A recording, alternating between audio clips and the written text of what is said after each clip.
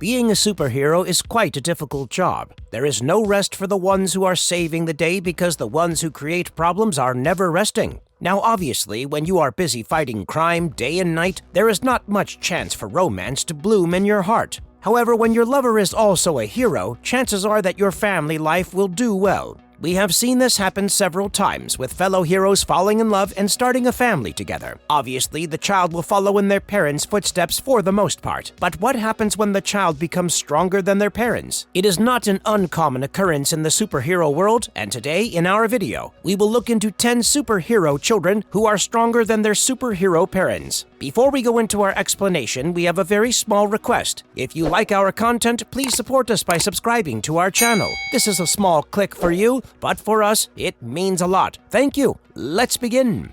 Franklin Richards. There are a lot of characters in the Marvel Universe who can change reality. We will be talking about a few in this list itself, but there is no one stronger than Franklin Richards. Franklin, the son of Reed Richards, also known as Mr. Fantastic, and Sue Storm, also known as Invisible Woman, has been tagged as a mutant since birth. Even as a baby, owing to the massive powers that he had, Franklin ended up putting his mother and himself in danger. This led Reed to get the antimatter energy from the cosmic rod of Annihilus to stabilize everything and save the mother and son. Since his childhood, the psionic abilities have started showing. We see Franklin take on Mephisto, the literal devil of the Marvel Universe, and defeat him without much work on his part. But wait, there is more. Franklin not only has psionic abilities, he also has time-traveling abilities and can have prophetic dreams. We have seen him use the time travel bit when his adult self showed up to train him, and his prophetic abilities landed him in the group Power Pack, where he tapped into things happening in distant galaxies using his prophetic dream ability.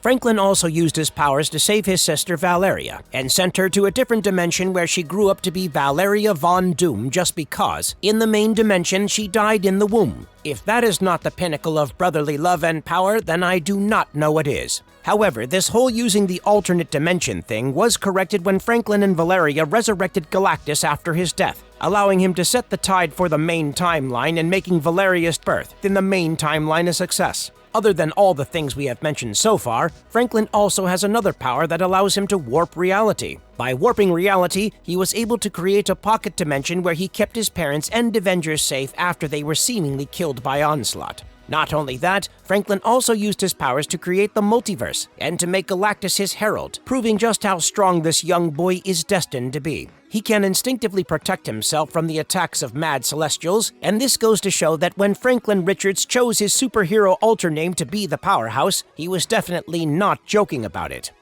Damian Wayne. Damian Wayne, the son of Bruce Wayne and Talia al Ghul, is definitely someone we have to mention on this list. Damian trained with his father and the League of Assassins, giving his martial arts skill a flair that Bruce had not anticipated at all. Owing to the sheer number of teachers that Damian has had, he does have an advantage when it comes to fighting with Bruce because there are attacks that even Bruce does not know how to counter. As we see in Batman vs. Robin issue 4, where Damian is under the control of Rue al Ghul, his grandmother, and a devil called Nezza. The fight between Batman and Damian here proves how capable the young man is when it comes to being the next Batman because of his training and his aggressiveness. However, what will actually happen if Damian does become the Caped Crusader? Well, in the Batman 666 issue, we see this alternate reality where Damon takes the mantle of Batman after his father. However, he is not like his father at all. While Bruce is adamant about not killing his enemies because of his morals, Damian has no such hang-ups. He is willing to do anything to protect Gotham City as Batman, and it shows. He had booby-trapped every important building, and they were under his constant surveillance.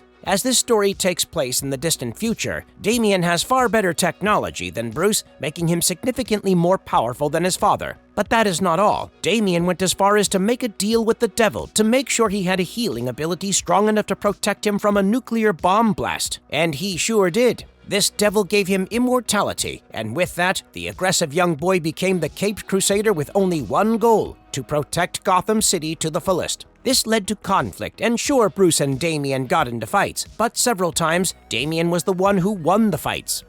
Scarlet Witch. The Marvel Universe has several alternate timelines, and in one such timeline, our dearest Wanda Maximoff was the daughter of Magneto, the most prominent mutant supervillain X-Men had ever seen. This is no doubt about his powers, as his ability to control the metals around him has certainly caused a significant number of issues for our heroes. However, between him and Wanda, Wanda would definitely win the fight by a huge stretch. Wanda Maximoff, with her ability to warp reality, literally got rid of mutants with just one phrase during the M-Day event. So definitely after that, there's no way she's not powerful like Magneto. She definitely wins this round, and there is no need to say much to justify this win.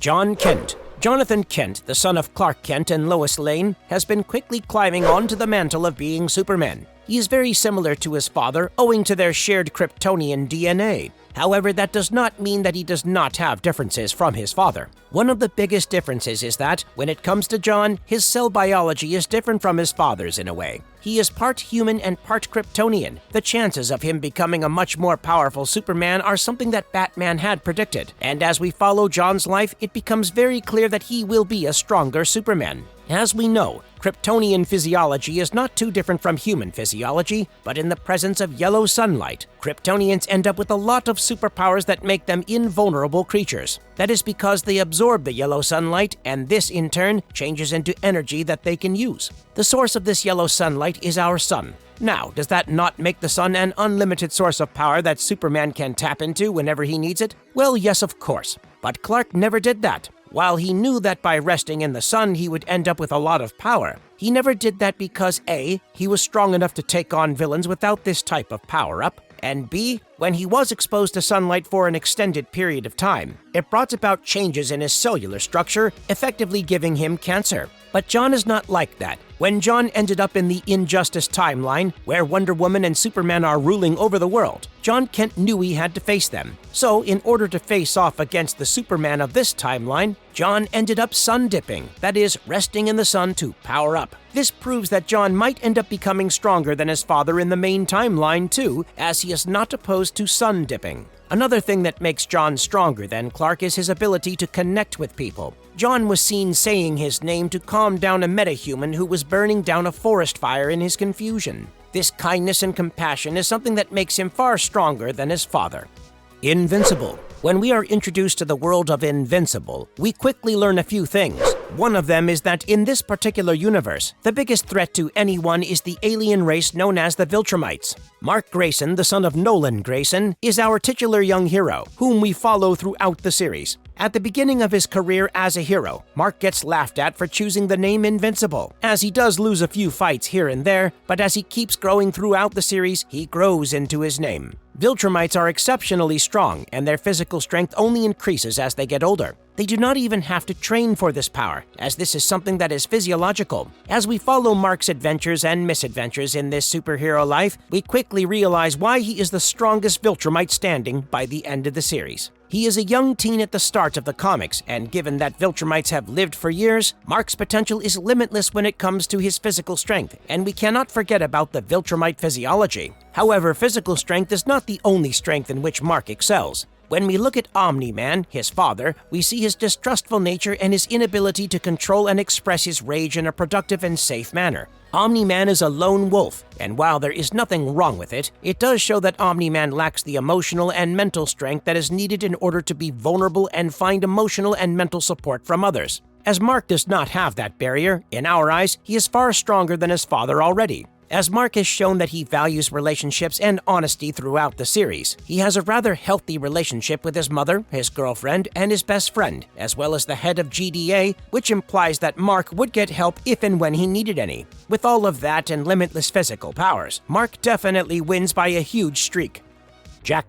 My superhero journey started with the Incredibles family, and Jack definitely holds a special place in my heart like the rest of his family. The family consists of Mr. Incredible and Elasti, the girls, who are the heads of the family with teenage daughter Violet, youngster Dash, and baby Jack. With Mr. Incredible and Elastigirl as his parents, it would have been surprising had Jack shown no powers. However, he did, and oh boy, when he did, it was a spectacular show. I don't know about you guys, but I do believe that the fan theory about Jack's name is that he is called Jack because he's the jack of all trades. It makes sense when you think about it because Dash has the superpower of speed, and Violet can turn herself invisible, which matches with Ultraviolet, which is a spectrum of light that is invisible to human eyes, which she could have manipulated to render herself invisible. So if we were to follow this, it would make sense why Jack-Jack has a myriad of powers. Now, even as a child, the way he controls those powers makes him quite powerful. He is just a baby, but the way he changes from the little monster child to a fireball, and then shoots laser beams from his eyes and teleports, makes me believe that once he is old enough and knows how to control the powers more deliberately than he already is, he will be an unstoppable force. Also, he has the blessings of Edna Mode, who would probably design him an amazing supersuit, obviously without the cape, and Jack-Jack would save the day. With the versatility of his powers, he is definitely going to be hard to defeat, even by his own father, Mr. Incredible, who has the powers of super strength and invulnerability. Rachel Summers. Introduced in the Days of Future Past timeline of X-Men, Rachel Summers is the child of Scott Summers and Jean Grey. She is definitely more powerful than her father because she has all of her mother's powers. Telepathy, telekinesis, you name it, she's got it. But what makes Rachel extremely strong is her use of the Phoenix Force. As we know, the Phoenix Force is an elemental force in the Marvel Universe, and this force has a special connection with Jean Grey. Thanks to the Force going corrupt, Jean became the scary Dark Phoenix, who brought destruction with her wherever she went. So when Rachel was marked to be the host of the Phoenix Force, there were a lot of people who did not want the Force to have a host and destroy so many things again. However, when it comes to Rachel, the relationship she has with the Phoenix Force is not quite like that. She actually treated the Elemental Force as a friend, a person, which led to her maintaining a good relationship with it. She used the Phoenix Force as a force of justice and good and never got corrupted by it. She used the Phoenix Force when she was a part of X-Men and Excalibur. She is so strong that, at one point, she even defeated Galactus. In the X-Men Gold, Rachel realizes that the only thing holding her back is her fear of tapping into her true potential and being unable to control it. Once Rachel started working on that specific issue of hers, her powers, even without the Phoenix Force, started to grow at a steady rate, showing that this Summers child has a great future ahead of her. Legion. When it comes to Charles Xavier, better known as Professor X of the X-Men series, we know him to have a fatherly bond towards Jean Grey, the telepath with Phoenix Force. However, there is another telepath who shares a close enough relationship with Charles and is stronger than him. This is David Charles Haller, better known as Legion, Charles's actual son. Legion had inherited all the powers of telepathy, telekinesis, etc. from his father, but that was not all that he could do. You see, Legion had a serious case of multiple personality disorder. This led to him having a unique set of powers catered to each of his personalities. Legion could even warp time, make fire, change reality, time travel, and pretty much anything the writer can think of. He is the Deus Ex Machina who saves the writers of the comics out of a plot hole whenever they need any. This multiple personality disorder brings up a lot of unpredictability to the character of David Haller, and there is no denying that. This also makes his potential limitless. He is like this untapped source of powers, and we are honestly quite curious to see what new powers he ends up with. Sadly, Legion's personality is rarely in charge of his body. However, that has not stopped him from leaving behind his own legacy. The one thing that made Legion quite famous was him going back in time to kill off his father, Charles Xavier, which proves that he is indeed quite strong in comparison to the famous Professor X. Thane.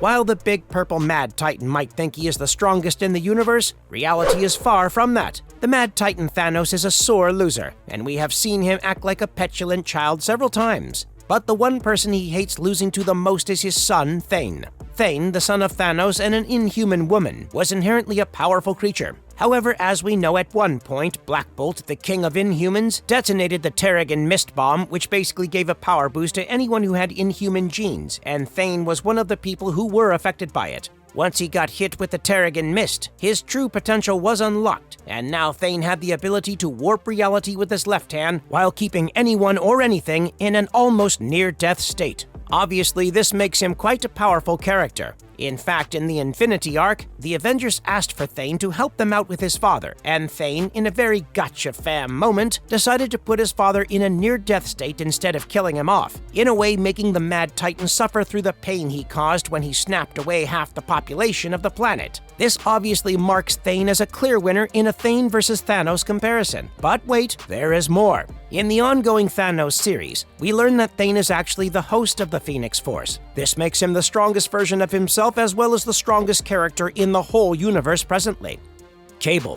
Mr. Sinister made Madeline Pryor, Jean Grey's clone, think he would be able to get a baby who is extremely powerful out of her and Scott Summers, also known as Cyclops, and he would be able to control that powerful child and rise in the ranks. The child that Madeline and Scott had is Nathan Summers, better known as Cable. While he may not be strong enough to take down Jean Grey, he is definitely strong enough to take down Scott. Like Scott, Cable is able to fight over long distances as he is an excellent marksman. On top of that, Cable is also shown to have telepathic abilities. This allows him to read the minds of his opponents from miles away and always stay a few steps ahead, even though it may not seem very obvious at first. His powers are definitely no joke, and they have helped Cable become the leader of the X-Force. His marksmanship, along with his martial arts skills, has come in handy on more than one occasion, but that is not all. It turns out he is also able to use telekinetic blasts. These blasts can be shot over various ranges, and while they are not easily visible when he deploys them or when they reach their targets, these blasts can easily cripple an opponent and even kill them if there is intent. As the telekinetic blasts do not leave a mark when they are being used, the blasts are never quite traced back to Cable, making him an extremely dangerous man to go against. Scott Summers, aka Cyclops, who is the father of Cable, is a strong mutant. There is no denying that Scott has had his moments, and sure enough, his leadership skills are through the roof. However, without his optic blasts, Scott is no threat in Cable's path. Even if he tried to stand in his way, Cable would easily be able to plow through him with his martial arts skills, marksmanship, and telekinetic blasts. So really, do we need to crown a winner in this comparison? I think it's pretty obvious who would win in this father-son battle. Marvelous verdict. Well, with that, we come to the end of our list. With reality warping powers, several powers in one person, telepathy, telekinesis, or just pure physical training, all of these kids have proven time and time again that they are quite strong, and whether you like it or not, they can be quite the threat if they decide to switch to the evil side. So tell us, out of all 10, who do you think would win the battle if all 10 got into a fight? And if you liked our content, don't forget to leave a like and subscribe to us if you haven't already. Have a good one, and be safe.